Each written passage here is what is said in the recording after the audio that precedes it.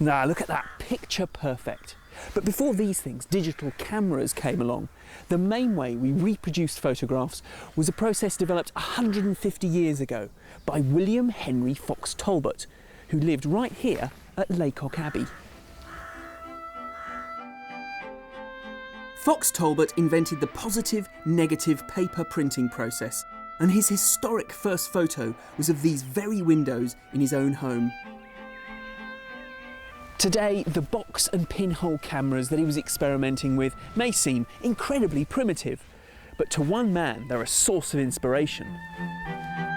Maverick Justin Quinnell is one of a new wave of pinhole photographers. He's published a book of photos taken inside his mouth, and his 6-month exposure of the sun travelling over the Clifton Suspension Bridge featured on NASA's website. And this shed is where the magic all happens. Justin, how did you get into this? I was head of photography at a further education college in Bristol, and the kids there couldn't all afford cameras, but they could all afford several cans of Coke every day. And I just thought, right, I know what, we'll make cameras out of drink cans. About 2 millennia before fizzy drinks were invented, the Chinese and then the Greeks observed how a tiny hole could focus an inverted image onto a wall. So it's just basically simple, a camera obscura, a dark chamber with a hole in, which allows the light to travel in a straight line, form an image at the back. And how do you actually turn a tin can into a camera then? It's very simple, just chop the top off, build a light-proof cap on the base, and then after you've fitted the base onto the top, push a pin into the aluminium, take it out again, and put a small shutter over the hole, a little bit of black insulation tape. The photographic paper gets put inside, but in red light, so it's kept safe, and you have your camera. Ridiculously simple. Absurd, yes. Justin has brought me to one of his favourite spots for pinhole photography, the Clifton Suspension Bridge, and we're going to test 2 techniques with a variety of his homemade cameras and a portable darkroom. So, pound of 13, good shot. Sticker on. Fantastic. So that's it? That's him.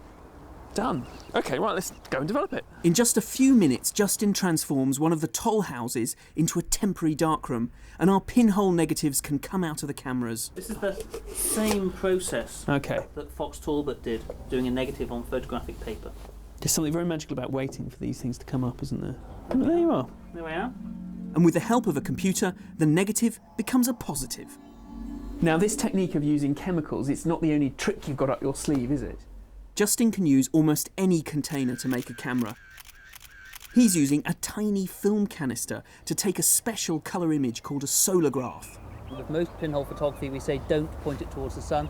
With this one here, we do point it towards the sun. And then you start the exposure. Excellent. So 1, now, 2, and now we leave it there for 3, 6 months.